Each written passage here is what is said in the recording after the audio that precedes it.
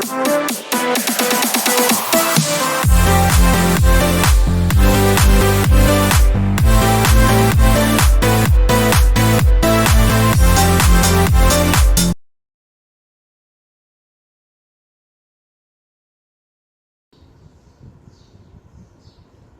છો વિદ્યાર્થી મિત્રો? સ્વાગત છે તમારું આજના લેક્ચરની અંદર. બેટા આપણે પ્રીવિયસ ચેપ્ટર થર્મોડાયનેમિક્સ વ્યવસ્થિત રીતે ડીપીપી સાથે કમ્પ્લીટ કર્યું છે. હવે આપણે ફિઝિક્સના એક પાછા નવા પોર્શનની અંદર એક નવી ગતિના અભ્યાસ સાથે ચેપ્ટર નંબર 14 દોલનોનો અભ્યાસ કરવાનો છે. ઓકે, તો દોલનોની અંદર તમારે શેના વિશેનો અભ્યાસ કરવો પડશે? પહેલો પ્રશ્ન તો એ થાય કે સાહેબ દોલનો છે શું? તો તમે યાદ કરો મિત્રો કે કાઇનેટિક્સ અને ડાયનેમેટિક્સમાં આપણે કાઇનેમેટિક્સ અને ડાયનેમિક્સની અંદર આપણે એક ગતિ વિશે અભ્યાસ કરતા હતા. એમાં કેવું હતું જસ્ટ યાદ કરીએ તો કે સાહેબ કોઈ એક સપાટી છે, એ સપાટી ઉપર બ્લોક પડ્યો છે, બ્લોક ઉપર તમે એક બળ લગાવો છો તો બળની દિશામાં જ જો સ્થાનાંતર થતું હોય તો એ ગતિ સુરેખ ગતિ હતી. ઓકે, એક આવા પ્રકારની ગતિનો અભ્યાસ તમે કર્યો હતો જે તમારે કાઇનેમેટિક્સમાં પહેલું જ પ્રકરણ હતું. કાઇનેમેટિક્સમાં આમ તો ચેપ્ટર નંબર 3 હતું, સુરેખ પથ પર ગતિ. ઓકે, બીજું તમે એનાથી આગળ વધો તો ગતિના નિયમોની અંદર લાસ્ટમાં આપણે એક ગતિ વિશે વાત કરી હતી કે જેમાં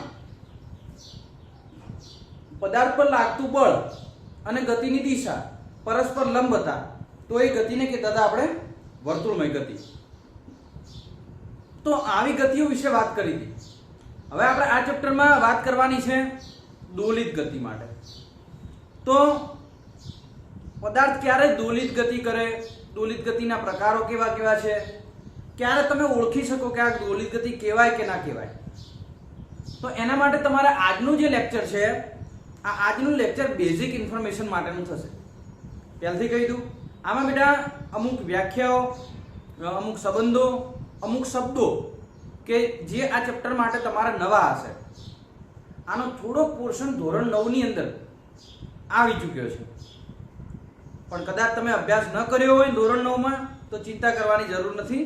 આપણે એકડે એકથી ચાલુ કરીશું કે જેથી કરી અને તમારે કોઈ તકલીફ રહે નહીં. તો ચેપ્ટરની શરૂઆત કરીએ.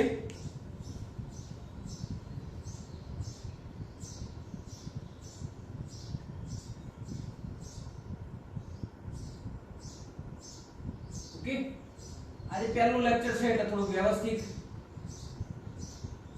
ખ્યાલ આવી જાય કે ચેપ્ટર નંબર 14 દોલન. ઓકે,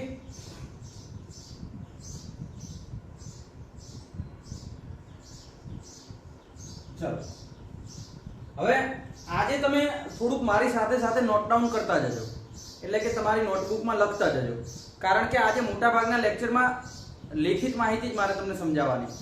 લખવાનું ઘણું બધું આવશે. બધું કદાચ હું બોર્ડ ઉપર લખું તો છું પણ કદાચ અમુક જગ્યાએ હું તમને બોલતો રહીશ કે બેટા ચલો લખો. તો તમે મારી સાથે થોડુંક લખતા રહેજો, કારણ કે બધી બાબતો તમને મોટા ભાગની પ્રસ્તાવનામાં તો ખ્યાલ જ હશે.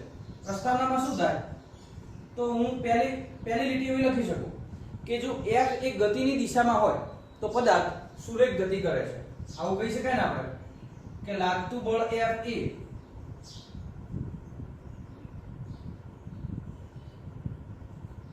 ગતિની દિશામાં લાગતું હોય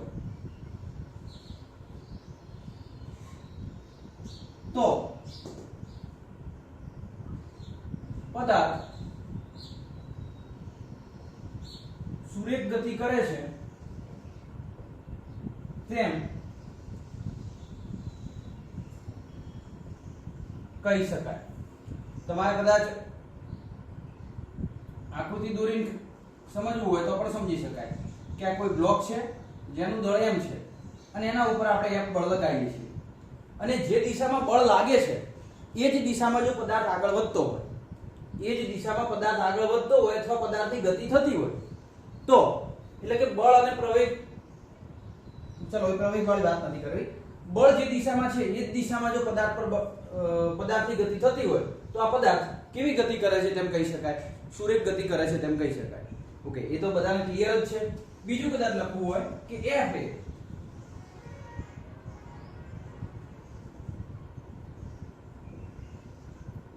ગતિની દિશાને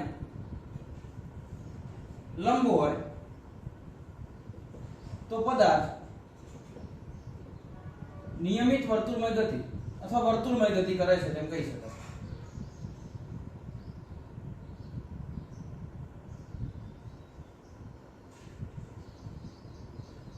ઓકે, કઈ રીતે? તો જો લાગતું બળ F એ ગતિની દિશાને લંબ હોય. તમે વિચારો મિત્રો કે પેલો પથ્થર આપણે બાંધતા હતા, બરાબર? અહીં સેન્ટરમાંથી હાથ વડે દોરી પકડી અને પથ્થર બાંધીને આમ ફેરવતા હતા. તો ફેરવતા હતા તો લાગતું જે બળ હતું આ તો ગતિની દિશા હતી. આ કોની દિશા હતી? લંબ તો ગતિની દિશા. બળ કઈ તરફ લાગતું હતું? કેન્દ્ર તરફ. અને સ્થાનાંતર થતું હતું આ દિશામાં, જેને આપણે S પણ કહી શકીએ, સ્થાનાંતર D પણ કહી શકીએ. તો અહીં કહી શકાય કે સાહેબ લાગતું જે બળ છે એ બળ અને સ્થાનાંતર પરસ્પર કેવા છે? તો પરસ્પર લંબ છે. તો બળ અને સ્થાનાંતર જો પરસ્પર લંબ હોય તો આ ગતિને વર્તુળમય ગતિ કહી શકાય છે. ઓકે, તો આપણે આ બેઝિક બે બાબતો શીખી ગયા કે સાહેબ બળની દિશામાં જો સ્થાનાંતર થાય તો પદાર્થ સુરેખ ગતિ કરે છે તેમ કહેવાય, અને જો બળ અને સ્થાનાંતર પરસ્પર લંબ હોય તો તે પદાર્થ વર્તુળમય ગતિ કરે છે તેમ કહી શકાય. ઓકે, ચલો આટલે ક્લિયર થાય છે. હવે આ ચેપ્ટરની થોડીક શરૂઆત કરીએ, બરાબર? આવર્ત ગતિ કે આવર્ત ગતિ સાહેબ કોને કહી શકાય? ઓકે, આ તમે લખી દીધું હશે, બરાબર? ન લખ્યું થોડું પાછળ દોડાવીને લખી દીધું કે ચેપ્ટરનું નામ બામ બધું તમે લખી દીધું હશે. હવે આપણે ખોટી જગ્યા રોકવી નથી.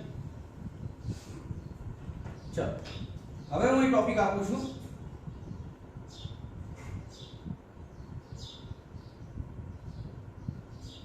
આવર્ત ગતિ. તો આવર્ત ગતિ કેવી થશે? જો પહેલા હું તમને ઉદાહરણ આપતો જાઉં કે દાખલા તરીકે ઘડિયાળના કાંટાની ગતિ સમજો, બેઝિક સમજો, પછી હું વ્યાખ્યા તમને લખાવું છું.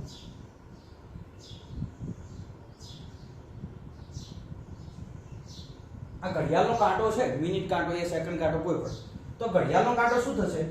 તો કે સમઘડી દિશામાં આમ ચાલશે. તો ઘડિયાળનો કાંટો કોઈ નિશ્ચિત બિંદુને અનુલક્ષીને પોતાની ગતિ કરે છે?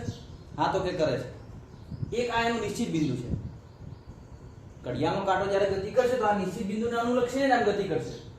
તો આપણે કહી શકીએ કે કોઈ પદાર્થ નિશ્ચિત બિંદુને અનુલક્ષીને એક આવર્ત ગતિ માટે હાલ ન લખતા, આ વ્યાખ્યા હું લખાવું છું પછી, હાલ તમે ન લખતા. એક પહેલી કન્ડિશન આવી નિશ્ચિત બિંદુને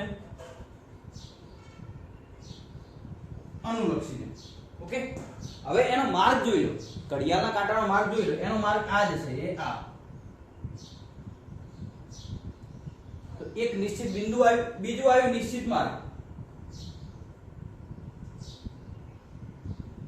ઓકે, તો કોઈ પણ પદાર્થ નિશ્ચિત બિંદુને અનુલક્ષીને નિશ્ચિત માર્ગ પર નિયત સમયગાળા એટલે મિનિટ કાંટો છે એ 1 કલાક પછી પાછું પોતાના સ્થાન ઉપર આવે છે. તો એ નિયત સમયગાળે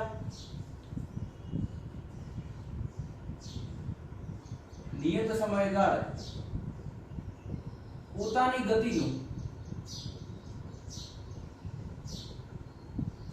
પુનરાવર્તન કરે. તો આ ત્રણેય કન્ડિશનોનું જે પાલન કરતું હોય એને શું કહેવાય? આવર્ત ગતિ કહેવાય. એને શું કહેવાય બેટા? આવર્ત ગતિ. કઈ રીતે? તો એક જસ્ટ વસ્તુ તમે વિચારો કે હું કોઈ દોરી વડે પથ્થરને બાંધીને આમ ફેરવું છું.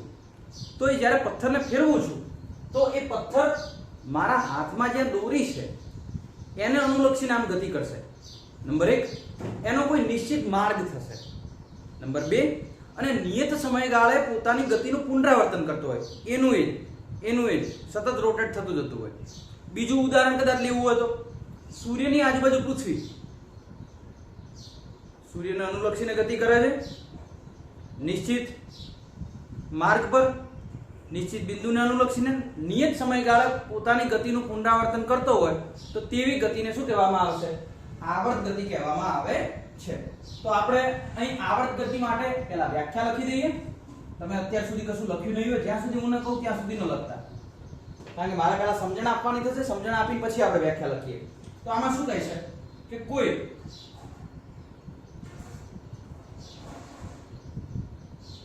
ચોક્કસ બિંદુને અનુલક્ષીને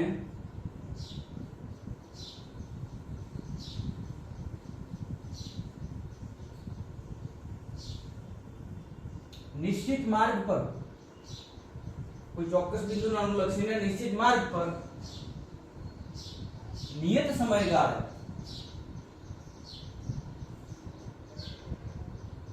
પદાર્થ પોતાની ગતિનું પુનરાવર્તન કરતો હોય તો તેવી ગતિને આવર્ત ગતિ કહે છે. ઓકે, તેવી ગતિને શું કહેવામાં આવે છે? આવર્ત ગતિ કહેવામાં આવે છે.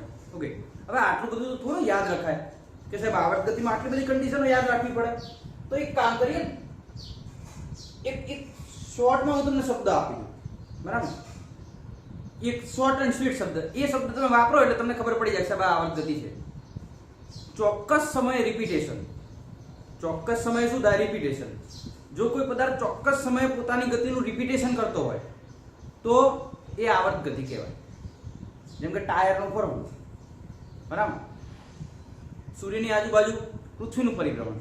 તો ચોક્કસ સમયે જો રિપીટેશન થતું હોય તો એ પદાર્થ આવર્ત ગતિ કરે છે તેમ કહી શકાય. તો અહીં મારા બીજો એરો આપીને લખું તો લખી શકું કે ભાઈ ચોક્કસ સમયે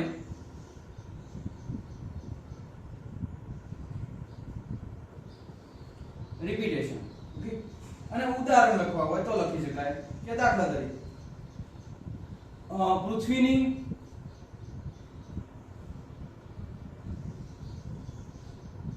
સૂર્યની આસપાસ ગતિ. આ પહેલું ઉદાહરણ. બીજું ઉદાહરણ ઘડિયાળના કાંટાની ગતિ. અને ત્રીજું ઉદાહરણ, આ બે તો તમે સમજી લીધા. ત્રીજું ઉદાહરણ લોલકનું. તમે લોલક બેટા જોયું જશે. તો આમ લોલક બાંધેલું હોય, બરાબર? નીચે ગોળો બીજો બાંધ્યો હોય, આમ તમે અહીં લઈ જશો અંત્ય બિંદુ, અને ત્યાંથી મુક્ત કરશો. તો ત્યાંથી મુક્ત કરશો એટલે આ નિયત બિંદુ થઈ ગયું. નિયત બિંદુને અનુલક્ષીને એ લોલક નિશ્ચિત માર્ગ પર, આ નિયત બિંદુ થઈ ગયું. આ શું થશે? નિયત બિંદુ. આ થઈ ગયો નિશ્ચિત માર્ગ. અને નિયત સમયગાળા પોતાની ગતિનું પુનરાવર્તન કરશે તો આવી ગતિને શું કહેવામાં આવે? આવર્ત ગતિ. તો એક લોલકની ગતિ. ઓકે, તો આ આવર્ત ગતિ થઈ ગઈ.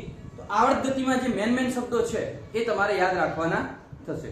ઓકે, એક આવર્તકાળની વ્યાખ્યા પણ અહીં લખી દઉં કે એક દોલન અથવા એક આંટો, દોલનકો અથવા તો એક આંટો પૂરો કરવા માટે લાગતા સમયને આવર્તકાળ કહે છે. ઓકે, એક દોલન એટલે કે એક આંટો પૂરો કરવા માટે લાગતા સમયને શું કહેવામાં આવે છે? આવર્તકાળ કહેવામાં આવે છે. તો બેટા પહેલા આવર્ત ગતિ સમજી લો, અને આવર્ત ગતિમાં તમે એક આંટો પૂરો કરો, આવર્ત ગતિમાં પદાર્થ અથવા તમે એક આંટો પૂરો કરો એના માટે લાગતો કાળ, કાળ એટલે સમયગાળો, એને કહેવામાં આવશે આવર્તકાળ. આવર્તકાળને t વડે દર્શાવાય છે એ પ્રીવિયસ ચેપ્ટરોમાં બધું આવેલું છે. તો પહેલા આ તમે ક્લિયર કરી દો, એના પછી આપણે બીજી ગતિ વિશે વાત કરીશું. ચલો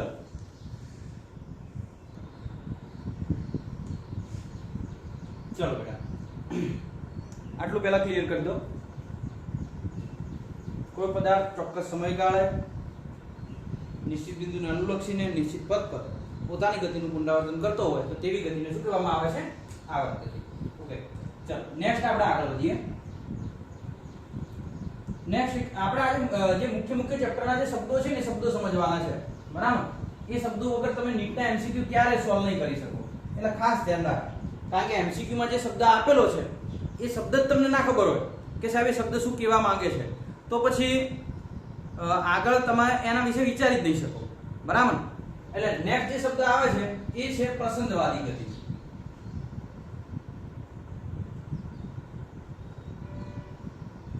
અને એને કહેવામાં આવે છે હાર્મોનિક મોશન. પ્રસંદવાદી ગતિ અથવા હાર્મોનિક મોશન. હવે હાર્મોનિક મોશન માટે શું કહી શકાય? તો હાર્મોનિક મોશન એ એક હાર્મોનિક મોશન કહો યા પ્રસંદવાદી ગતિ કહો, તમારે ગભરાવાની જરૂર નથી બેટા, કોઈ નવી ગતિ નથી. આ આવર્ત ગતિ જે આપણે ભણ્યા એ આવર્ત ગતિમાં ગતિ કરતો પદાર્થ નિયત સમયગાળે અથવા દોલન પૂરું કર્યા બાદ પોતાની મૂળ સ્થિતિમાં જો આવતો હોય તો એવી ગતિને પ્રસંદવાદી ગતિ કહેવાય છે ટૂંકમાં. તો સમજી લઈએ કે આવર્ત ગતિ કરતો પદાર્થ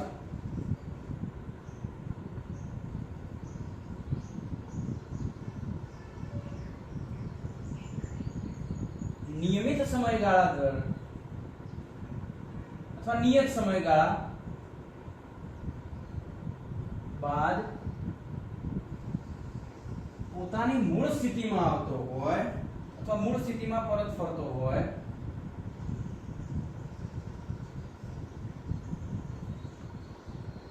તો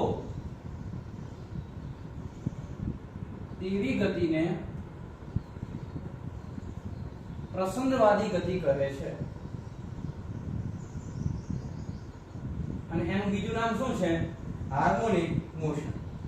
હવે આ જે પ્રસંદવાદી ગતિ છે, આ પ્રસંદવાદી ગતિ છે એને તમે હાર્મોનિક મોશન તો કહી દીધું અને સૂચવી પણ દીધું કે ભાઈ નિયત સમયગાળે એનું પુનરાવર્તન થવું જોઈએ મિત્રો. તો આપણે એને દર્શાવવું હોય તો કયા વિધેયની મદદથી દર્શાવી શકાય? હાર્મોનિક મોશનને દર્શાવવા માટે તમે કયું વિધેય વાપરશો? તો એ વિધેય એવું હોવું જોઈએ કે જે નિયત સમયગાળે પુનરાવર્તિત થતું હોય. નિયત સમયગાળે શું થતું હોય? પુનરાવર્તિત. અને એવા બે વિધેયો છે.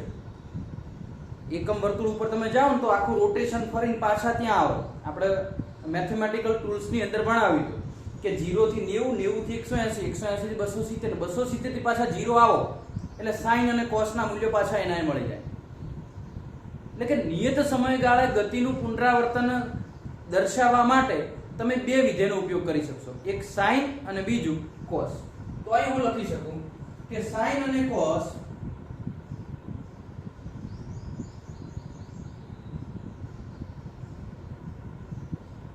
એ રિપીટ થતા વિધેય છે અથવા રિપીટ વિધેય છે. આથી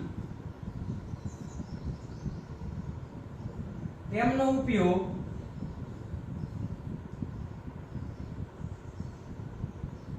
પ્રસંદવાદી ગતિને દર્શાવવા માટે કરી શકાય. ઓકે, હવે સાઈન અને કોસ નો કદાચ આલેખ આવે તમારે ક્યાંથી શરૂઆત કરવાનો?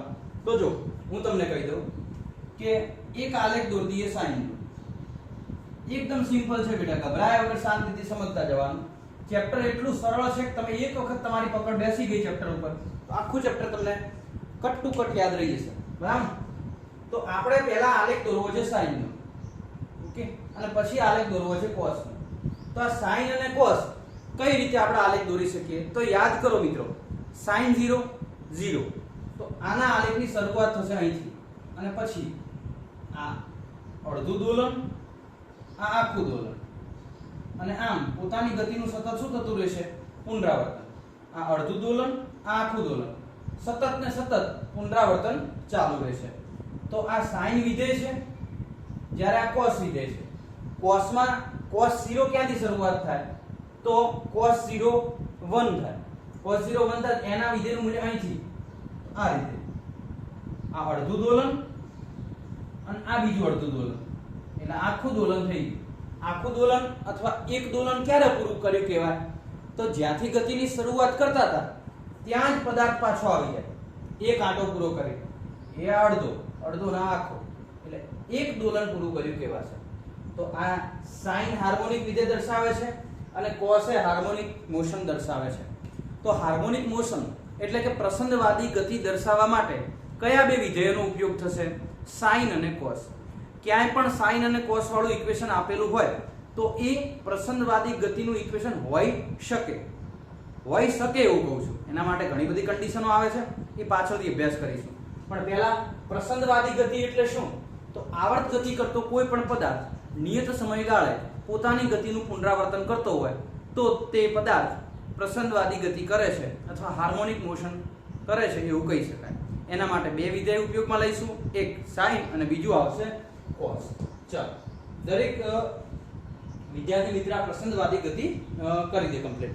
એના પછી આપણે આગળ વધીએ.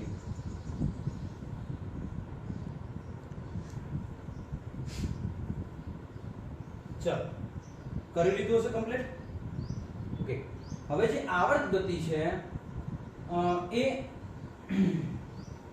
આવર્ત ગતિ માટે બેટા આપણે બે ભાગમાં એને થોડી વિતરિત કરવી છે. એટલે કે આવર્ત ગતિને તમે બે ભાગમાં ડિવાઇડેશન કરી શકો. કઈ રીતે? જોજો જરા. નેક્સ્ટ ટોપિક આપો આવર્ત ગતિ. ઓકે, ચલો અહીં જ આપી દઈએ.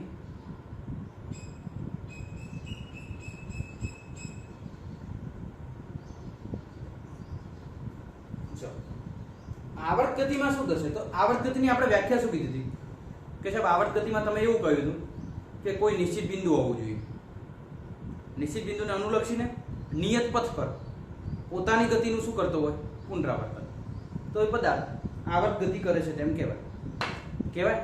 ઓકે, તો બે પદાર્થો હું તમને આપું છું, તમે જોજો બંને આવર્ત ગતિ કરે એમ કહેવાય કે ના કહેવાય. તો જો આપણે પહેલું ઉદાહરણ લઈ લઈએ, સૂર્ય અને એની આજુબાજુ અર્થ.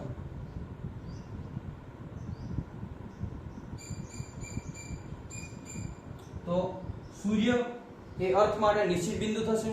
એ નિશ્ચિત બિંદુને અનુલક્ષીને નિયત પથ પર, નિયત પથ છે, ઓકે, પોતાની ગતિનું નિયત સમયગાળે પુનરાવર્તન કરે છે તો આવર્ત ગતિ થશે. ઓકે, આ આવર્ત ગતિ થશે, ફાઇનલ થશે, સાચું જ છે. ઓકે, બીજું તમે બેટા જોઈ લો કે એક દઢ આધાર છે અને દઢ આધાર નીચે આપણે સ્પ્રિંગ વડે કોઈ પદાર્થને બાંધી દઈએ છીએ.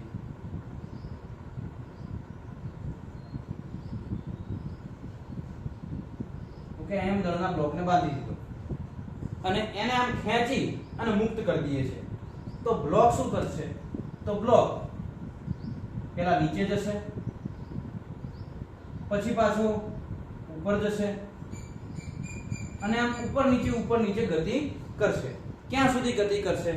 જ્યાં સુધી પોતાના સમતુલિત બિંદુ એટલે કે બરોબર મધ્યમાંત સ્થાન ઉપર ન આવી જાય ત્યાં સુધી. ઓકે, તો ઉપર નીચે ગતિ કરે છે. તો પહેલા નીચે ગયો, નીચેથી રોટેટ થઈને પાછો ઉપર જશે, ઉપરથી રોટેટ થઈને પાછો પોતાના સ્થાન ઉપર આવશે. તો તમે જોજો આવર્ત ગતિની કન્ડિશનો યાદ કરો. નિશ્ચિત બિંદુને અનુલક્ષીને, એટલે એનું આ નિશ્ચિત બિંદુ થઈ ગયું. ઓકે, નિશ્ચિત બિંદુને અનુલક્ષીને નિયત પથ પર, નિયત પથ એટલે આ એનો y અક્ષ, એની ગતિ કયા અક્ષમાં થવા લાગી? y અક્ષમાં. ઓકે, એટલે એનો નિયત પથ થઈ ગયો. નિયત બિંદુને અનુલક્ષીને નિશ્ચિત પથ પર નિયત સમયગાળે પોતાની ગતિનું પુનરાવર્તન કરે છે. તો પોતાની ગતિનું પુનરાવર્તન તો કરે જ છે. નીચે જશે, પાછો સમતુલિત બિંદુ ઉપર, પાછો ઉપર, પાછો પોતાના સ્થાન ઉપર, નીચે ઉપર આ રીતે ગતિ કરતો હશે. તો અહીં પણ આવર્ત ગતિ છે. તો આ પણ આવર્ત ગતિનું ઉદાહરણ થયું અને આ પણ આવર્ત ગતિનું ઉદાહરણ થયું. તો આ બંનેમાં ડિફરન્સ શું છે? આ બંનેમાં ડિફરન્સ સમજાવો. આ આવર્ત ગતિ, આ આવર્ત ગતિ. તો આ બંનેમાં ડિફરન્સ શું છે? તો આ બંનેમાં એક જ ડિફરન્સ છે કે બંનેનો ગતિપથ જુઓ. બંનેનો ગતિપથ હું દોરું છું. એ આ અર્થ માટેનો ગતિપથ થયો. ગતિપથ એટલે એનો ગતિ કરવાનો રસ્તો. આ એનો ગતિપથ થયો અને આ એમ દળના બ્લોક માટે ગતિપથ કયો થયો? તો આ ગતિપથ થશે. હવે ગતિપથ તમે જોઈ લીધો. આ ગતિપથ થઈ ગયો, આ પણ ગતિપથ થઈ ગયો. આ છે એનું નિશ્ચિત બિંદુ. સૂર્ય અહીં નિશ્ચિત બિંદુ થયું. આ થયું એનું નિશ્ચિત બિંદુ. તો જો બંને ગતિઓમાં ડિફરન્સ શું છે? બંને ગતિઓમાં ડિફરન્સ એ છે કે આ એક નંબરની જે ગતિ છે એ એક નંબરની ગતિમાંથી અથવા એ ગતિ વિશે તમે જોશો તો એ ગતિપથ નિશ્ચિત બિંદુમાંથી પસાર નથી થતો. આ ગતિપથ છે, આ ગતિપથ નિશ્ચિત બિંદુમાંથી પસાર થતો નથી. જ્યારે અહીં જોજો બેટા, એ ગતિપથ છે એ નિશ્ચિત બિંદુમાંથી પસાર થાય છે. જો આ ગતિપથ નિશ્ચિત બિંદુમાંથી પસાર થઈ રહ્યો છે. અહીં ગતિપથ નિશ્ચિત બિંદુમાંથી પસાર થતો નથી. તો એનો મતલબ કે આવર્ત ગતિમાં પણ બે ભાગ પડી જાય છે. નંબર 1, યાદ કરો, નિયમિત વર્તુળમય ગતિ અથવા વર્તુળમય ગતિ. ઓકે. અને બીજું, આને આપણે શું કહીએ છીએ મિત્રો? આમ બ્લોક બાંધીએ પછી બ્લોક ઉપર નીચે થાય. શું એને શું કહેવામાં આવે? એ પદાર્થ શું કરી રહ્યો છે? તો એ પદાર્થ દોલનો કરી રહ્યો છે. શું કરી રહ્યો છે? દોલનો. તો આ ગતિને શું કહેવામાં આવશે? દોલિત ગતિ. તો બસ સિમ્પલ, આવર્ત ગતિના બે પોર્શન પડી જશે. એક વર્તુળમય ગતિ અને બીજું દોલિત ગતિ. જે આપણે ચેપ્ટર ભણવાનું છે, ચેપ્ટરનું નામ જ છે દોલન. હવે જ આપણે શરૂઆત કરી રહ્યા છીએ. તો આવર્ત ગતિ એટલે નિશ્ચિત બિંદુને અનુલક્ષીને નિશ્ચિત પથ પર નિયત સમયગાળે પોતાની ગતિનું પુનરાવર્તન કરતો હોય તો એને આવર્ત ગતિ કહેવાય. જે આપણે હમણાં આની પહેલા જ તમને શીખ્યું. અને આવર્ત ગતિના બે ભાગ પાડી દો. એટલે આવર્ત ગતિની બધી કન્ડિશનો તો આવશે જ. આવર્ત ગતિની કન્ડિશનો 3 હતી. નિશ્ચિત બિંદુને અનુલક્ષીને નિયત પથ પર નિયત સમયગાળે પોતાની ગતિનું પુનરાવર્તન તો કરશે જ, પણ એમાં પણ ચોથી કન્ડિશન આવે કે જો યાદ રાખજો, પદાર્થનો ગતિપથ નિશ્ચિત બિંદુમાંથી પસાર ન થતો હોય તો તેવી આવર્ત ગતિને નિયમિત વર્તુળમય ગતિ કહેવામાં આવે છે. તો વર્તુળમય ગતિ કહેવામાં આવે છે. પણ જો પદાર્થનો ગતિપથ નિશ્ચિત બિંદુમાંથી પસાર થતો હોય તો તેવી ગતિને શું કહેવામાં આવશે? દોલિત ગતિ. શું કહેવામાં આવશે? દોલિત ગતિ. ઓકે. તો આ સમજણ થઈ ગઈ. હવે હું તમને લખાઈ દઉં કે એમાં આપણે ભાગ કઈ રીતે પાડવાના. ચાલો ઘૂસી દઈએ, આમ તો રાખીએ. ચાલો આવર્ત ગતિના બે ભાગ પાડી દઈએ. આવર્ત ગતિનો પહેલો ભાગ અહીં લખી શકાય કે આવર્ત ગતિને, આ ગ લખીએ એટલે ખબર પડી જોઈએ. આવર્ત ગતિને બે ભાગમાં વિતરિત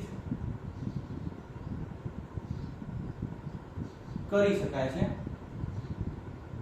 નંબર 1, આ ગતિ કઈ આવશે?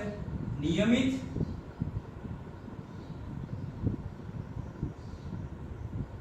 વર્તુળમય ગતિ.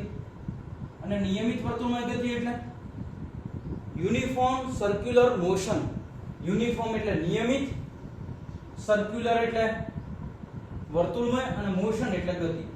તો આને કહેવામાં આવશે યુનિફોર્મ સર્ક્યુલર મોશન. હવે યુનિફોર્મ સર્ક્યુલર મોશન ની અંદર શું હશે? તો જો આવર્ત ગતિ કરતો પદાર્થ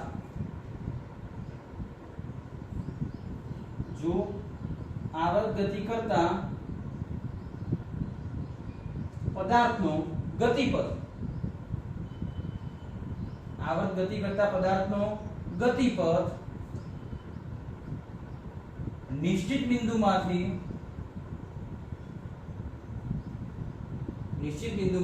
પસાર ન થતો હોય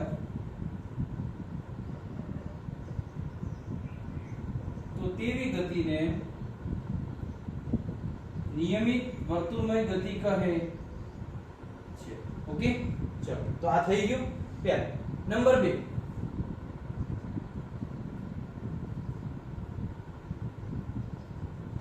દોલિત ગતિ.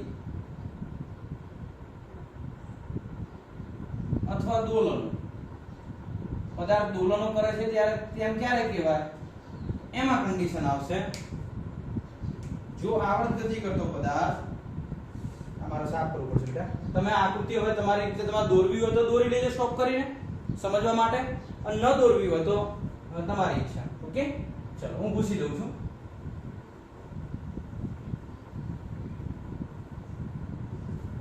કે જો આનું આ જ વાક્ય આવશે, જો આવર્ત ગતિ કરતો પદાર્થ અથવા કરતા પદાર્થનો ગતિ પર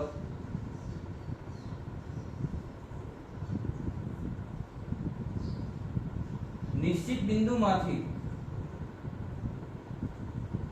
પસાર થતો હોય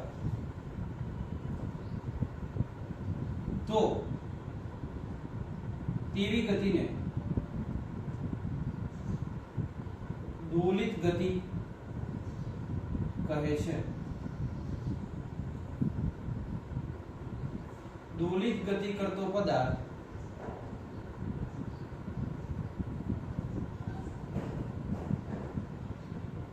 દોલનો કરે છે તેમ કહી શકાય.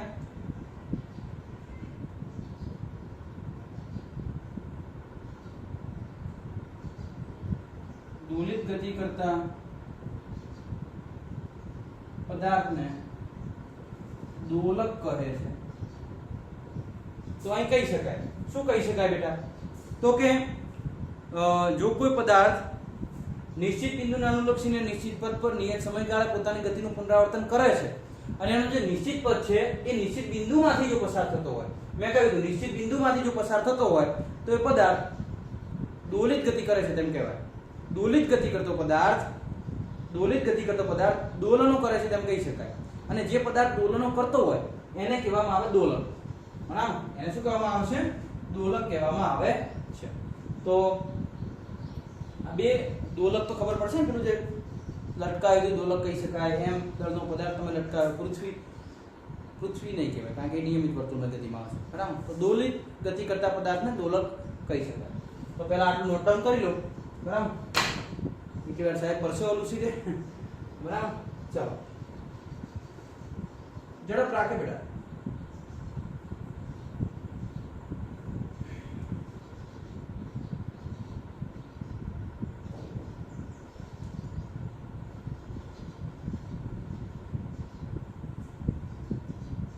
ચલો હવે એના પછી આપણે પદાર્થ દોલન ક્યારે કરે છે અથવા પદાર્થ દોલન કરે છે એમ ક્યારે કહી શકાય એના માટેની પરફેક્ટ વ્યાખ્યા લખવી છે. તો એ હું હવે બોર્ડ ઉપર નથી લખતો, તમે આટલું લખી દીધું હશે. તમે હું બોલું એમ જાતે ચોપડામાં લખી દો. ચલો, જો કોઈ પદાર્થ, આ તો લખી દીધું હશે, જો કોઈ પદાર્થ નિયત બિંદુને અનુલક્ષીને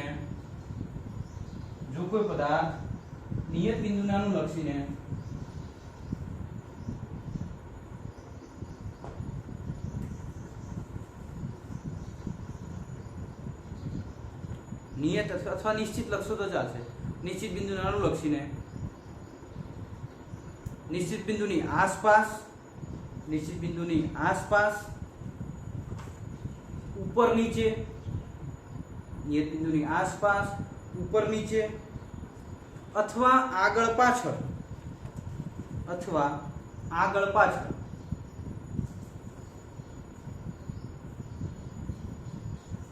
નિયત સમયગાળે અથવા નિયત સમયગાળામાં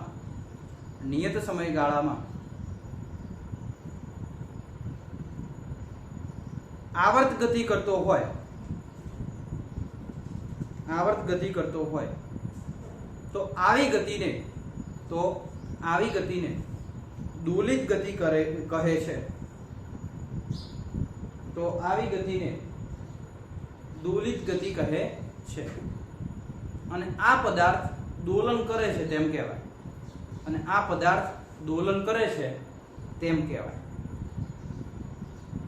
ઓકે, હવે આમાં શું થશે બેટા? જેમ કે એક દંડ આધાર હતો, મેં એમ દળનો પદાર્થ બાંધ્યો હતો, અને m દળના પદાર્થને હું આમ ખેંચી મૂકી દઉં છું, તો એ પદાર્થ નિશ્ચિત બિંદુને અનુલક્ષીને નિયત પથ પર પોતાની ગતિનું પુનરાવર્તન તો કરે જ છે, પણ એ નિયત બિંદુ છે એની આસપાસ અથવા તો ઉપર નીચે અથવા તો આમ આગળ પાછળ ગતિ કરતો હોય તો એ પદાર્થ દોલિત ગતિ કરે છે તેમ કહી શકાય. એટલે નિશ્ચિત બિંદુને અનુલક્ષીને પદાર્થ ઉપર નીચે ગતિ કરતો હોય, આગળ પાછળ ગતિ કરતો હોય તો એ પદાર્થ આમ નહીં, ઉપર નીચે અથવા આગળ પાછળ, નિયત બિંદુથી ઉપર નીચે અથવા આગળ પાછળ ગતિ કરતો તો એ પદાર્થ દોલિત ગતિ કરે છે તેમ કહી શકાય. ઓકે, તો હવે એના પછી આપણે એક નવી વ્યાખ્યા લખવાની છે. ચલો લખો. સરળ આવર્ત ગતિ, ખાસ સરળ, જેને આપણે સ આ ગ પણ કહીશું. ટૂંકમાં આપણે હવે એ જ લખીશું સ આ ગ. સ આ ગ એટલે શું? તો કે સરળ આવર્ત ગતિ. સરળ આવર્ત ગતિ એટલે દોલિત કરતો પદાર્થ નો ગતિપથ સુરેખ હોય તો એ પદાર્થ સરળ આવર્ત ગતિ કરે છે તેમ કહી શકાય. તો અહીં આપણે લખી શકીએ કે જો દોલિત ગતિ કરતા પદાર્થનો ગતિપથ કેવો હોય? સુરેખ હોય તો તે પદાર્થ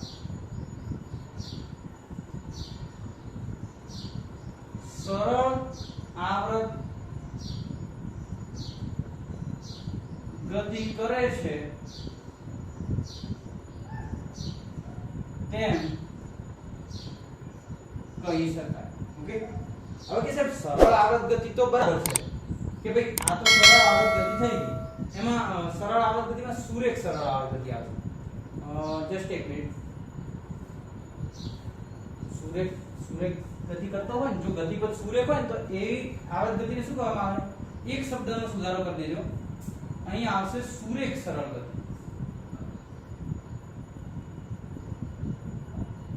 સુરેખ સરળ આવર્ત ગતિ. અને અહીં પણ તો તે પદાર્થ સુરેખ સરળ આવર્ત ગતિ કરે છે તેમ કહી શકાય. સુરેખ સરળ આવર્ત ગતિનું ઉદાહરણ આપી દઉં. અને બીજું એના સિવાય કોણીય સરળ આવર્ત ગતિ પણ લખાઈ ગઈ કે ભાઈ કોણીય સરળ આવર્ત ગતિ. તો કોણીય સ આ ગ કઈ રીતે કહી શકાય? તો કે જો ગતિપથ કરતો અથવા તો આવર્ત ગતિ કરતો પદાર્થનો ગતિપથ વક્ર હોય, સુરેખ ન હોય, જો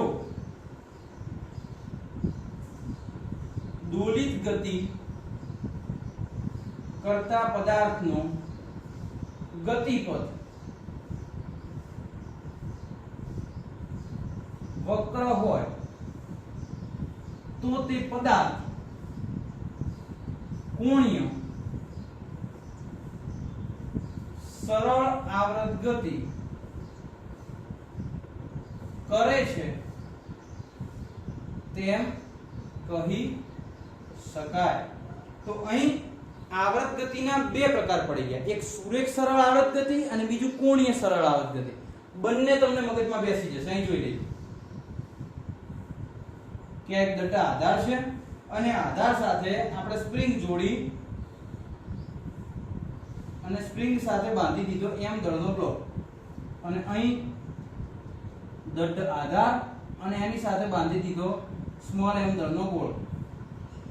એટલે આ લોલક તૈયાર થઈ ગયો. અને આ એક સરળ આવર્ત ગતિ કરતો પદાર્થ ને આપણે આમ ખેંચીએ છીએ તો આ પદાર્થ નીચે જશે, પાછી પોતાના મધ્યમાન સ્થાન ઉપર આવશે, આમ ઉપર જશે.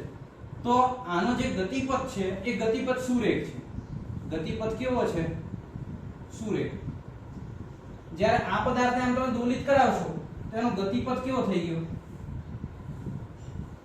અહીં તો ગતિપથ સુરેખ આવશે, પણ અહીં ગતિપથ કેવો આવશે?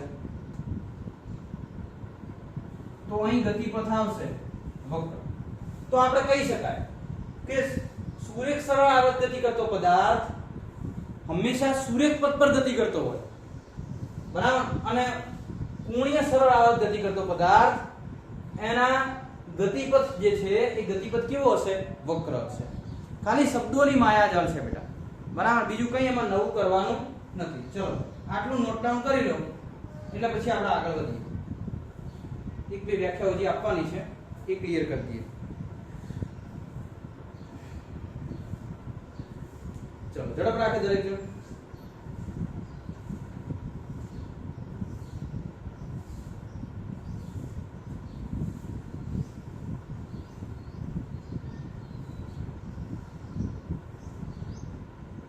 ચલો થઈ ગયું બેટા? ઓકે, હવે પદાર્થ આ તો ક્લિયર કરી દીધું છે તમે.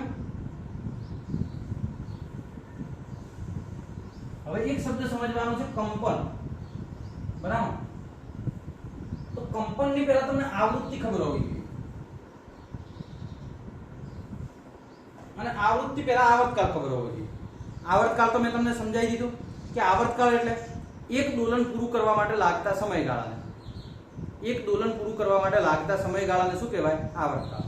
મને ખબર પડી જાય ને કે ભાઈ આમ એક દોલન એટલે કે દાખલા તરીકે ઘડિયાળના કાંટા, મિનિટ કાંટાનો આવર્તકાળ કેટલો હોય? તમે યાદ કરો. મિનિટ કાંટો, તો મિનિટ કાંટો 12 ઉપર હોય, પાછો 12 ઉપર આવે તો મિનિટ કાંટાનો આવર્તકાળ કેટલો થઈ ગયો? 60 મિનિટ થઈ ગયો. કલાક કાંટાનો, તો કલાક કાંટો 12 ઉપર હોય, પાછો 12 ઉપર ક્યારે આવે? 12 કલાકના અંતે. સેકન્ડ કાંટાનો આવર્તકાળ કેટલો? 60 સેકન્ડ. સેકન્ડ કાંટો 12 ઉપર હોય, પાછો પોતાના સ્થાન ઉપર આવે 12 ઉપર, તો સેકન્ડ કાંટા માટે આવર્તકાળ 60 સેકન્ડ થઈ ગયો. મિનિટ કાંટા માટે 60 મિનિટ અને કલાક કાંટા માટે 12 કલાક. તો આ દરેક કાંટો એક દોલન પૂરું કરે છે. આ એક દોલન પૂરું કરવા માટે લાગતા સમયગાળાને આવર્તકાળ કહેવામાં આવે છે. ઓકે, શું કહેવામાં આવશે? આવર્તકાળ. અને એ આવર્તકાળ જે છે એનાથી વિપરીત રાશિ આવે છે આવૃત્તિ. આવૃત્તિ એટલે એક સેકન્ડમાં થતા દોલનોની સંખ્યાને આવૃત્તિ કહેવાય. જો તમારે વ્યાખ્યા ન લખેલી હોય, નહીં જ લખેલી, આ ચેપ્ટરમાં આપણે લખાઈ નથી, પણ કદાચ યાદ ન હોય કોઈને તો લખી દે આવૃત્તિ. તો આવૃત્તિ એટલે નીચે લખે, એક સેકન્ડમાં થતા દોલનોની સંખ્યાને આવૃત્તિ કહેવામાં આવે છે. એક સેકન્ડમાં થતા દોલનોની સંખ્યાને, એક સેકન્ડમાં થતા દોલનોની સંખ્યાને આવૃત્તિ કહેવામાં આવે છે. ઓકે, અને હવે આપણે બીજું એના પછીનો જે ટોપિક છે, એક નાનકડો શબ્દ બેટા સમજવાનો છે, કંપન.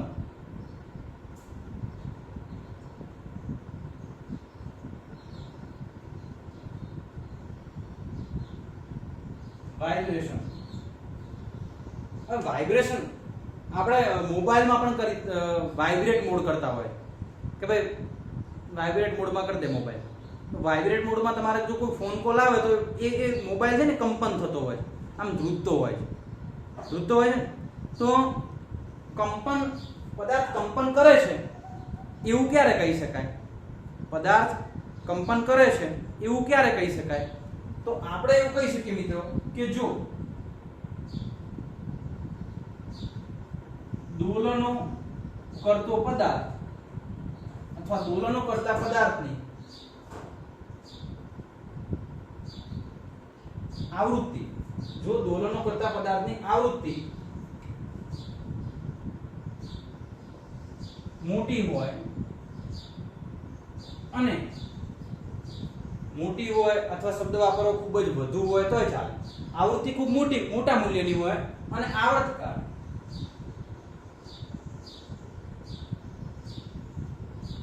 આવર્તન કંપ વિસ્તાર. કંપ વિસ્તાર તમારા માટે નવો શબ્દ હશે. કંપ વિસ્તાર નાનો હોય તો તે પદાર્થ કંપન કરે છે તેમ કહી શકાય. એટલે કે કોઈ પણ પદાર્થ છે એ એ પોતાના સ્થાન ઉપર દોલનો કરતો હોય, પણ એ દોલનોની અંદર આવૃત્તિ ખૂબ મોટી હોય. આવૃત્તિ મોટી આનો મતલબ આવૃત્તિ તો આવડે છે ને, ફ્રીક્વન્સી f. f બરાબર 1/t. f બરાબર શું થાય? 1/t. આનો મતલબ કે અહીં આવૃત્તિ ખૂબ મોટી છે, f ખૂબ મોટી છે, તો f અને t તો વ્યસ્ત પ્રમાણમાં છે. એનો મતલબ કે t ખૂબ નાનો થશે. એટલે કે આવર્તકાળ ખૂબ નાનો હોય. આવર્તકાળ ખૂબ નાનો હોય તો આનો મતલબ કે દોલનો કેવા થતા હશે? દોલનો ખૂબ જ ઝડપી થાય. અને દોલનો ખૂબ ઝડપી થતા હોય તો એ પદાર્થ શું કરે છે તેમ કહી શકાય? કંપન કરે છે તેમ કહી શકાય. એટલે તમે જ વિચારો કે પેલી ગિટાર આવે છે, ગિટારની અંદર પેલા તાર હોય, એ તારને તમે આમ ઝંઝણાવો, આમ કે આમ તમે આમ હાથથી ઝંઝણાવો તો શું થાય કે એ તાર પોતાના સ્થાન ઉપર આમ ફટાફટ દોલનો કરતા હોય છે, કંપન કરતા હોય છે. તો જો આવૃત્તિ ખૂબ મોટી હોય, આવર્તકાળ ખૂબ નાનો હોય, આવર્તકાળ નાનો એટલે દોલનો કરવાની જે ઝડપ છે એ ઝડપ ખૂબ વધી જશે. દોલનોની સંખ્યા 1 મિનિટમાં થતા દોલનોની સંખ્યા ખૂબ વધી જાય, આવૃત્તિ મોટી થઈ જાય, આવર્તકાળ કેવો થઈ જાય? નાનો. તો એ પદાર્થ કંપન કરે છે તેમ કહી શકાય. કંપન માટેની બે શરત છે, આવૃત્તિ મોટી અને આવર્તકાળ નાનો. નોટ ડાઉન કરી લો બેટા. ચલો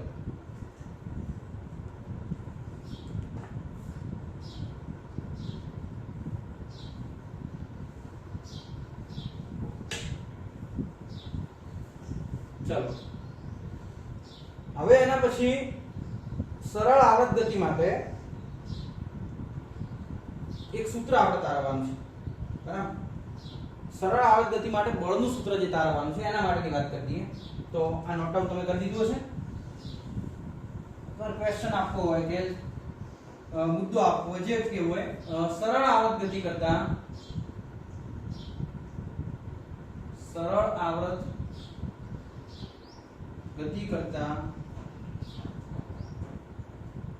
પદાર્થ માટે બળનું સૂત્ર તારવું. ઓકે, હવે બેટા જો આના માટે આપણે બળનું સૂત્ર તારવવું છે તો સ્પ્રિંગની મદદ લેવી પડશે. સ્પ્રિંગની મદદ લઈ અને સરળ આવર્ત ગતિ કરતા પદાર્થ માટે બળનું સૂત્ર તારવવાનું આવશે, જે ઓલરેડી તમે ભણેલા છો, પણ છેલ્લે હું તમને યાદ કરાવીશ કે બેટા આ સૂત્ર તમારે આવી ગયું કે ના આવી ગયું, બરાબર? તો આપણે એની મદદ લઈશું. તો સમજતા રહેજો અહીંથી, બરાબર? એકદમ સહેલું છે, કોઈ ટેન્શન લીધા વગર ફટાફટ થિયરી પૂરી પણ થઈ જશે અને તમને મજા આવશે, બરાબર? જો ધ્યાન રાખજો, ખાલી આકૃતિ થોડી સમજી લેજો એટલે એકદમ ક્લિયર થઈ જશે. જો કે આની પહેલા આ આકૃતિની ચર્ચા આપણે ચેપ્ટર નંબર 6 કાર્ય ઊર્જા અને પાવરની અંદર સ્પ્રિંગમાં કરી ચૂક્યા છીએ. ઓલરેડી આની ચર્ચા થઈ ગઈ છે, ખાલી થોડીક મારે ગોઠવણ કરવાની છે. ઓકે, ચાલો. તો અહીં એક સ્પ્રિંગ છે અને આ સ્પ્રિંગ પોતાની સમતોલિત સ્થિતિમાં છે. એની જોડે ફ્રી કહેવાય ને, ફ્રી સ્પ્રિંગ. એના નીચે કોઈ પણ પ્રકારનો પદાર્થ આપણે બાંધેલો નથી. ઓકે, હવે હું કંઈક પદાર્થ લટકાવું છું અને એ પદાર્થનો દળ છે m, તો સ્પ્રિંગની લંબાઈમાં થોડો વધારો થશે.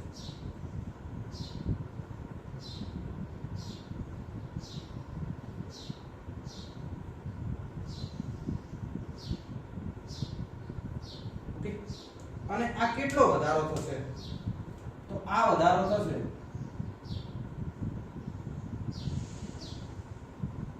ડેલ્ટા L જેટલો. આ વધારો કેટલો થાય? ડેલ્ટા L જેટલો. અને કદાચ આ સ્પ્રિંગની આ પહેલી પોઝિશન થઈ, આ બીજી પોઝિશન થઈ અને ત્રીજી પોઝિશનમાં આપણે એવું કહીએ કે આ જે સ્પ્રિંગ છે એને આપણે y જેટલું ખેંચી લઈએ છીએ. કેટલું ખેંચીએ? y જેટલું.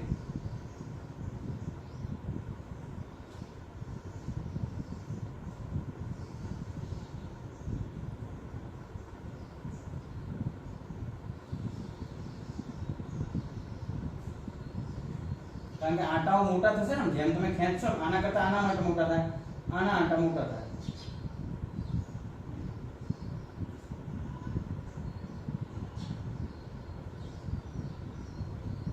તો આ તો ડેલ્ટા L હતો જ.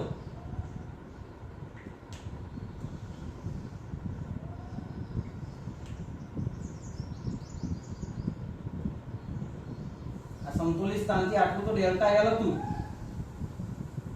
પણ આપણે અહીંથી હજી y જેટલું ખેંચી લઈએ કે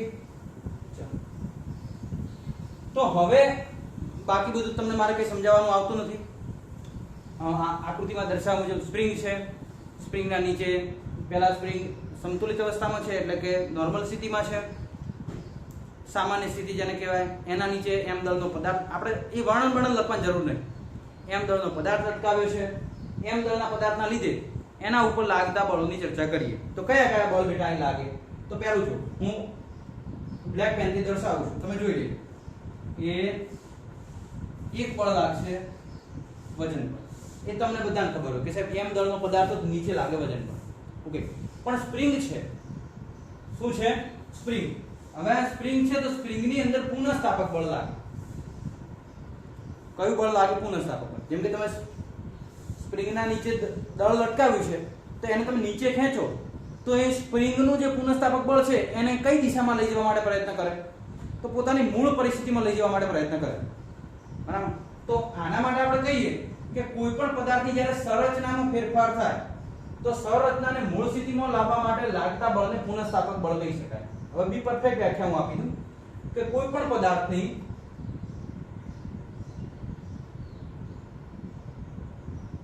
પદાર્થની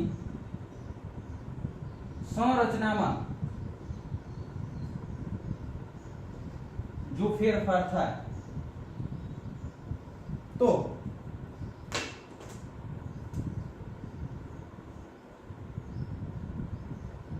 તે પદાર્થની મૂળ સ્થિતિમાં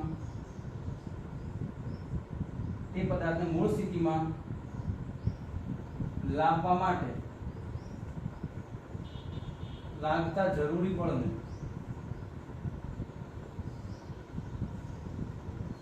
પુનઃસ્થાપક બળ કહે છે. એટલે પુનઃસ્થાપક બળ એટલે શું? તો આ સ્પ્રિંગને આમ આપણે ખેંચી તો પુનઃસ્થાપક બળ એને પાછું પોતાની મૂળ સ્થિતિમાં લઈ જવા માટે પ્રયત્ન કરશે. અને કઈ બાજુ લાગે? તો એ સમતુલિત બિંદુ તરફ લાગશે. એ કઈ તરફ લાગશે? સમતુલિત બિંદુ. એ આ એનું સમતુલિત બિંદુ છે. આ સ્પ્રિંગનું શું થશે? સમતુલિત બિંદુ. અહીં કહી દો અથવા અહીં ક્યાંક આપણે કહી દઈશું તો ચાલશે કે ભાઈ અહીં જ મૂકી દો ને. ચલો એને આપણે અહીં મૂકીશું, આ સમતુલિત બિંદુ કહી દઈએ. તો આ નિયત બિંદુ અથવા શું થઈ જશે? સમતુલિત બિંદુ. કે સ્પ્રિંગ જેની આસપાસ સ્પ્રિંગ પોતાના દોલનો કરે એને શું કહેવાય? સમતુલિત બિંદુ. ચેપ્ટર નંબર 6 માં ભણી ચૂક્યા છો ઓલરેડી કે સમતુલિત બિંદુની આસપાસ સ્પ્રિંગ શું કરશે? પોતાના દોલનો કરશે.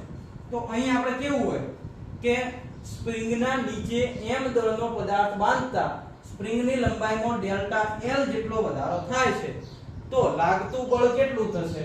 તો અહીં હું કહું છું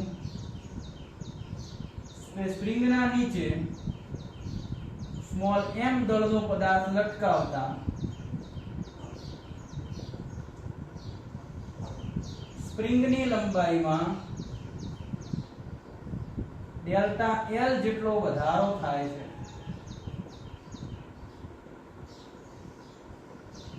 ડેલ્ટા L જેટલો શું થઈ ગયો? વધારો. તો ડેલ્ટા L જેટલો વધારો થાય તો આ સ્થિતિમાં તમે શું કહી શકો? તો સંતુલિત બિંદુ ઉપર અધો દિશામાં લાગતું બળ બરાબર ઉર્ધ્વ દિશામાં લાગતું બળ કહી શકાય. સંતુલિત સ્થાન ઉપર તો બાહ્ય બળ કોઈ લાગતું હશે ને, તો mg નીચે તરફ લાગે છે, ઉપર કેટલા લાગે છે? પુનઃસ્થાપક બળ. પુનઃસ્થાપક બળ ઉપર તરફ લાગતું હશે ને, તો અહીં હું પુનઃસ્થાપક બળ ઉપર કહી દઉં Fs. તો એ Fs કેટલું હશે? તો એ મૂકી દઉં કે ભાઈ mg બરાબર Fs. એટલે કે mg બરાબર Fs કેટલું હોય? તો Fs એ સ્પ્રિંગનો બળ અચળાંક થી અને સ્પ્રિંગની લંબાઈમાં થતો વધારો. ખાલી મૂલ્યની જ વાત કરીએ છીએ. સ્પ્રિંગની લંબાઈમાં થતો વધારો ડેલ્ટા L જેટલું થાય. તો mg બરાબર k ડેલ્ટા L આવી. આ બેટા હુકનો નિયમ છે, યાદ કરો. ચેપ્ટર નંબર 6 મેં ત્યાં કહ્યું હતું કે લાગતું પુનઃસ્થાપક બળ બરાબર F બરાબર -kx. ટૂંકમાં કહી દઉં તો F બરાબર -kx, જ્યાં x ની જગ્યાએ ખાલી શું આવ્યું? ડેલ્ટા L આવી ગયું છે. તો આને તમારે સમીકરણ નંબર 1 આપવું હોય તો આપી શકો. ઓકે, તો આ નોર્મલ સ્પ્રિંગ હતી, આ ડેલ્ટા એલ જેટલી લંબાઈમાં શું કરી દીધું, વધારો. હવે તમારે અહીં વાત કરવી આ સ્પ્રિંગ માટે કે y જેટલું તમે એમ ખેંચ્યું છે, તો અહીં પણ વજન બળ તો લાગતું જ હશે mg જેટલું. વજન બળ કેટલું લાગતું હશે, mg જેટલું, અને ઉપર લાગતું હશે પુનઃસ્થાપક બળ fs. સ્થિતિ નંબર 1 છે, આ સ્થિતિ નંબર 1, આ સ્થિતિ નંબર 2 અને આ સ્થિતિ નંબર 3. ઓકે, સ્થિતિ નંબર 1 માં તો કોઈ ફોર્મ્યુલા બનતી નથી, સ્થિતિ નંબર 2 માં આપણે આ બને છે, જે બનાવી દીધી સમીકરણ નંબર 1. હવે સ્થિતિ નંબર 3 માટે તો અહીં તો પદાર્થ ઓલરેડી આપણે y જેટલો ખેંચી લીધો છે. y જેટલો શું કરી દીધો છે, ખેંચી લીધો છે. જો y જેટલો ખેંચી લીધો હોય તો આના ઉપર તો ઓલરેડી બળ લાગશે. એક લાગે છે નીચે mg અને બીજું લાગે છે પુનઃસ્થાપક બળ ઉપર. તો તમે પેલું સૂત્ર યાદ કરો ને બેટા, તમે અહીંથી ખેંચી રહ્યા છો અને પછી મુક્ત કરો છો, તો એના ઉપર બાહ્ય બળ કેટલું લાગવાનું, f. તો f આપણે કહી શકીએ ગતિના નિયમો અનુસાર પદાર્થ પર લાગતું બળ બરાબર ઉધ્વ દિશામાંનું બળ માઈનસ અધો દિશામાંનું બળ. યાદ કરજો બેટા કેટલું થશે, અથવા ગતિની દિશામાંનું બળ માઈનસ ગતિની વિરુદ્ધ દિશામાંનું બળ. આપણે કહેતા ને ગતિના નિયમોમાં જ્યારે ફ્રી બોડી ડાયાગ્રામ બનાવતો ત્યારે પદાર્થ પર લાગ અથવા પદાર્થનું દળ ગુણ્યા પ્રવેગ બરાબર ગતિની દિશામાંનું બળ માઈનસ ગતિની વિરુદ્ધ દિશામાંનું બળ. તો અહીં જો અહીં લાગતું પરિસ્થિતિ 3 માટે હું કહી દઉં કે સ્થિતિ 3 માટે આના ઉપર દાખલા તરીકે f જેટલું બળ લાગે છે, f net આટલું લાગે છે, પદાર્થનું દળ ગુણ્યા પ્રવેગ જેટલું. તો પદાર્થના દળ ગુણ્યા પ્રવેગ એની જગ્યાએ મેં લખી દીધું f net. હવે પદાર્થ કઈ દિશામાં ગતિ કરશે, તો અહીંથી હું ખેંચું છું અને પછી મુક્ત કરું છું, તો મુક્ત કરીશ તો ઉપર તરફ જશે. ઉપર તરફ એટલે કયું બળ લાગશે, fs. તો fs એટલે કે ગતિની દિશામાંનું બળ માઈનસ ગતિની વિરુદ્ધ દિશામાંનું બળ mg. ઓકે, તો f net fs કેટલા થાય, તો fs તમે જુઓ fs નું મૂલ્ય કેટલું હોય, તો fs નું મૂલ્ય મેં તમને કહ્યું હતું પુનઃસ્થાપક બળ સ્પ્રિંગ અચળાંક ગુણ્યા સ્થાનાંતર. સ્પ્રિંગ અચળાંક કેટલો છે k અને સ્થાનાંતર કેટલું થયું ડેલ્ટા l પ્લસ y અને માઈનસ mg ની જગ્યાએ તમે મૂકી શકો, mg ની જગ્યાએ કેટલા મૂકી શકો, k ડેલ્ટા l. તો અહીં f net કેટલું આવ્યું, k અંદર ગુણશો તો k delta l plus ky minus k delta l, k delta l ગયા તો f net કેટલું આવશે, તો f net આવશે ky. તો તમે જોજો બેટા કે અહીં લાગતું જે બળ છે f net, આ પદાર્થ ઉપર ટોટલ નેટ બળ કેટલું લાગ્યું, તો નેટ બળ લાગ્યું છે પદાર્થનો અથવા તો સ્પ્રિંગનો સ્પ્રિંગ અચળાંક અને તમે સમતુલિત બિંદુથી કેટલું સ્થાનાંતર કરાવ્યું, તો f net બરાબર કહી શકાય ky. એક કામ કરજો બેટા, આટલું તમે પહેલા નોટ ડાઉન કરો, આકૃતિ પૂછી અને મારા આના વિશે થોડીક વધારે ચર્ચા કરવી છે, એટલે પહેલા આટલું નોટ ડાઉન કરી લો.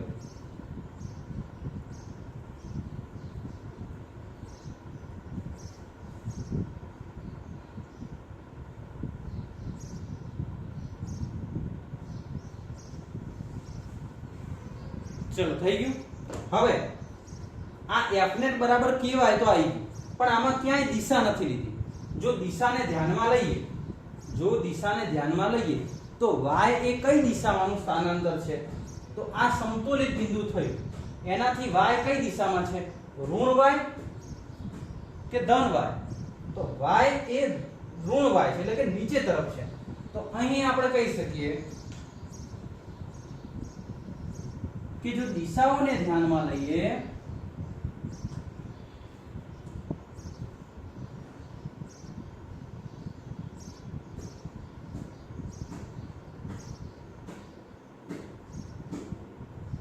જો તમે આ સૂત્રમાં દિશાઓને ધ્યાનમાં લેશો તો f બરાબર માઈનસ ky આવશે, કારણ કે y એ ઋણ દિશામાંનું સ્થાનાંતર હશે. અને આમાં મારે બધા ચલ દર્શાવે છે કે f એ શું છે. જસ્ટ એક મિનિટ મિત્રો, f એ શું છે, તો f એ છે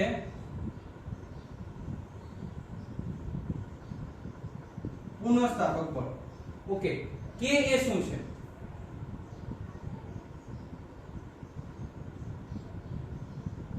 કે એ છે બળ અચળાંક, y એ શું છે તો y એ છે નિયત બિંદુથી સ્થાનાંતર, f એ પુનઃસ્થાપક બળ છે, k એ બળ અચળાંક છે અને y એ પેલું નિયત બિંદુ હતું એનાથી શું છે સ્થાનાંતર. હવે સરળ આવર્ત ગતિ માટે આ કન્ડિશન છે, આ કન્ડિશન યાદ રાખજો. આ આપણે કોનું સૂત્ર અહીં મેં પ્રશ્ન લખ્યો હતો કે સરળ આવર્ત ગતિનું સૂત્ર તારવો. તો સરળ આવર્ત ગતિનું સૂત્ર શું છે તો આ સરળ આવર્ત ગતિનું સૂત્ર છે. આ છે ને આ ઉપરનું સૂત્ર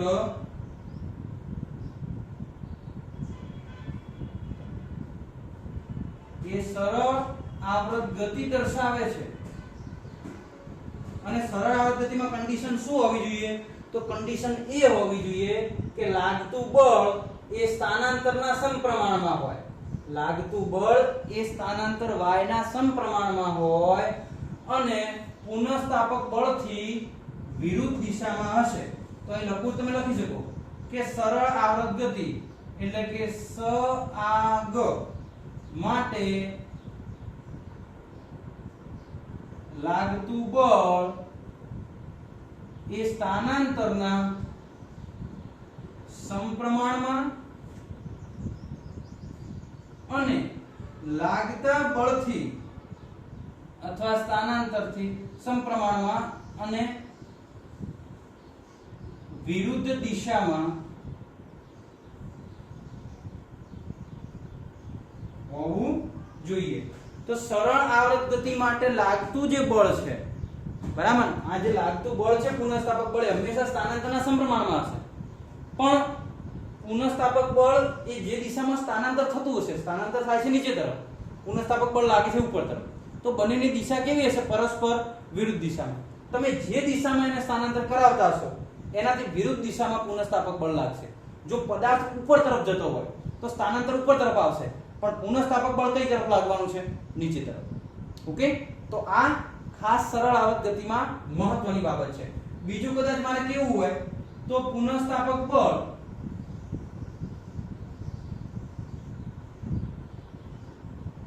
એ હંમેશા નિયત બિંદુ તરફ લાગે છે. કોના તરફ લાગે છે નિયત બિંદુ. તમે મેં હમણાં અહીં આકૃતિ દોરી હતી અને કીધું આ નિયત બિંદુ, તો એ પદાર્થ નિયત બિંદુની આસપાસ જ ગતિ કરતો હશે, તો પુનઃસ્થાપક બળ હંમેશા કઈ તરફ લાગશે નિયત બિંદુ તરફ.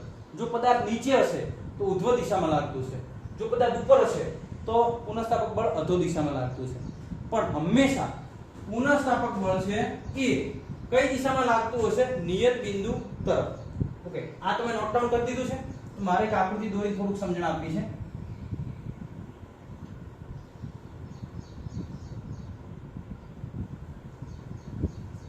કે અહીં હું એક સ્પ્રિંગ દોરી દઉં. ચલો આ દોરી દીધી મેં સ્પ્રિંગ.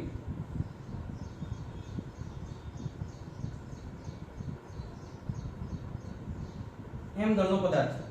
આને હું નીચે તરફ લઈ જાઉં તો અહીં આવશે એટલે આ સ્થાનાંતર કઈ તરફ થશે સ્થાનાંતર y. તો સ્થાનાંતર y નીચે તરફ થશે પણ પુનઃસ્થાપક બળ લાગશે ઉધ્વ દિશામાં. જો પદાર્થ આમ ઉપર જતો હશે અથવા ઉપર હશે તો સ્થાનાંતર ઉધ્વ દિશામાંથી y, પણ પુનઃસ્થાપક બળ લાગે છે નીચે તરફ. તો અહીં આપણે કહી શકીએ કે આ બળ હંમેશા અહીં બરોબર વચ્ચે નિયત બિંદુ હોય ને, અહીં શું હશે નિયત બિંદુ. તો તમે જોઈ લો પદાર્થ જ્યારે નીચે હતો તો પુનઃસ્થાપક બળ ઉધ્વ દિશામાં લાગતું, પદાર્થ ઉપર હતો તો પુનઃસ્થાપક બળ નીચે તરફ લાગતું. એટલે સ્પષ્ટ કેવું હોય તો પુનઃસ્થાપક બળ એ F હંમેશા નિયત બિંદુ તરફ લાગે. તો અહીં મારે કેવું હોય તો કહી શકું કે પુનઃસ્થાપક બળ એ હંમેશા નિયત બિંદુ અથવા સમતોલિત બિંદુ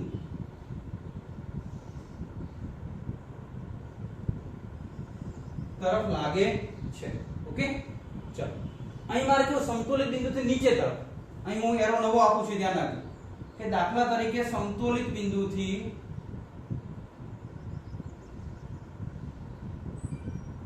નીચે તરફ કેવું હોય તો y કેવા આવે, y તો સમતોલિત બિંદુથી નીચે તરફ, તો y નીચે તરફ કેવો આવે? નેગેટિવ. આ ખાસ ધ્યાન રાખજો, તો y આવશે નેગેટિવ. પણ જે ફોર્સ F હતું એ F કેવું આવશે? તો F આવશે પોઝિટિવ. થઈ ગયું? y negative, F positive. Okay, સમતોલિત બિંદુથી ઉપર તરફ,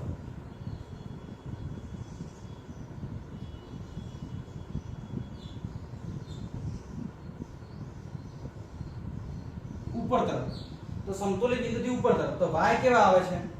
તો y આવે છે પોઝિટિવ. ઓકે, અને F કેવા આવે છે? તો F આવે છે નીચે તરફ, F શું થશે? નેગેટિવ. ચલો, આ ક્લિયર થઈ જાય. તો આ વ્યવસ્થિત રીતે તમે પહેલા નોટ ડાઉન કરી લો. તમને બધાને ખબર જ છે કે નીચે હોય તો y નેગેટિવ, F પોઝિટિવ. ઉપર હશે તો F negative, y positive. Okay, પહેલા નોટ ડાઉન કરી લો, પછી એકાદ વ્યાખ્યા આપણે લખાઈએ.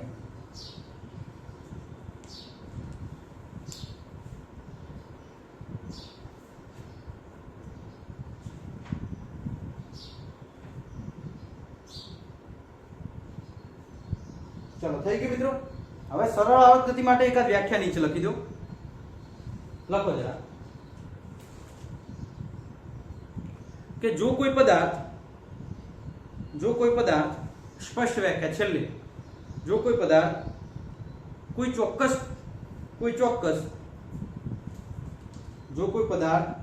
ચોક્કસ નિયત બિંદુથી સ્થાનાંતરના સમપ્રમાણમાં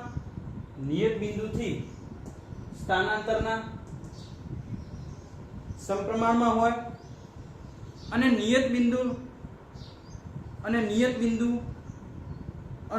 નિયત બિંદુ તરફ લાગતા હોય, જો કોઈ પદાર્થ ચોક્કસ નિયત બિંદુથી સ્થાનાંતરના સમપ્રમાણમાં હોય અને નિયત બિંદુ તરફ લાગતા હોય તેવા બળની અસર હેઠળ નિયત સમયગાળે પોતાની ગતિનું પુનરાવર્તન કરતો હોય તો આ ગતિને સરળ આવર્ત ગતિ કરે છે તેમ કહી શકાય. સરળ આવર્ત ગતિ કહી શકાય. ઓકે, ચલો, અહીં સરળ આવર્ત ગતિ જે છે એ મોસ્ટ ઓફ તમને મેં સમજણ આપી દીધી છે. શરૂઆત બેટા, જો અહીં આપણે વિડીયોમાં જે લેક્ચરમાં તમને સમજાવવાનું સમજાવી દીધું છે. હવે બાકી બધું નેક્સ્ટ લેક્ચરમાં લઈશું. પણ શરૂઆત આપણે ક્યાંથી કરી હતી? પહેલી, જો પદાર્થ પર સુરેખ દિશામાં બળ લાગે, કઈ દિશામાં બળ લાગે? સુરેખ દિશામાં. એટલે કે F એ કોઈ ચોક્કસ દિશામાં લાગતું હોય, ગતિની દિશામાં લાગતું હોય, તો એ પદાર્થ સુરેખ ગતિ કરે છે તેમ કહી શકાય.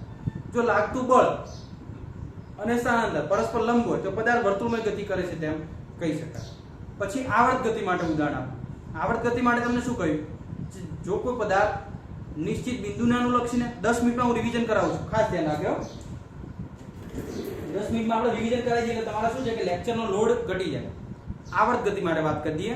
આવર્ત ગતિમાં શું હતું કે જો કોઈ પદાર્થ નિશ્ચિત બિંદુને અનુલક્ષીને નિશ્ચિત પથ પર નિયત સમયગાળે પોતાની ગતિનું પુનરાવર્તન કરતો હોય તો એને શું કહેવામાં આવે છે? આવર્ત ગતિ. આવર્ત ગતિ કરતા પદાર્થના ઉદાહરણો તમે યાદ રાખી લો. ઓકે, નેક્સ્ટ પછી પ્રસંદવાદી ગતિ. પ્રસંદવાદી ગતિ એટલે શું? તો એની અંદર કહ્યું કે જો કોઈ પદાર્થ નિયત સમયગાળે પોતાની પરિસ્થિતિમાં અથવા પોતાની મૂળ સ્થિતિમાં પાછો પડતો હોય, નિયત સમયગાળે પોતાની મૂળ સ્થિતિમાં શું પડતો હોય? પાછો પડતો હોય, તો એને શું કહેવામાં આવે છે? પ્રસંદવાદી ગતિ. જેને કહેવામાં આવે છે હાર્મોનિક વિધેય. જેને દર્શાવવા માટે આપણે બે વિધેયનો ઉપયોગ કરીએ છીએ, એક સાઇન અને બીજું આવે છે કોસ. ઓકે, એના પછી આવર્ત ગતિના બે ભાગ પાડી દીધા. એક યુસીએમ, યુનિફોર્મ સર્ક્યુલેશન મોશન. ઓકે, અને બીજું હતું દોલિત ગતિ. જો આવર્ત ગતિ કરતો પદાર્થનો ગતિપથ નિશ્ચિત બિંદુમાંથી પસાર ન થતો હોય તો એ પદાર્થ નિયમિત વર્તુળમાં ગતિ કરે છે તેમ કહી શકાય. પણ જો એનો ગતિપથ નિશ્ચિત બિંદુમાંથી પસાર થતો હોય તો પદાર્થ દોલિત ગતિ કરે છે તેમ કહેવાય.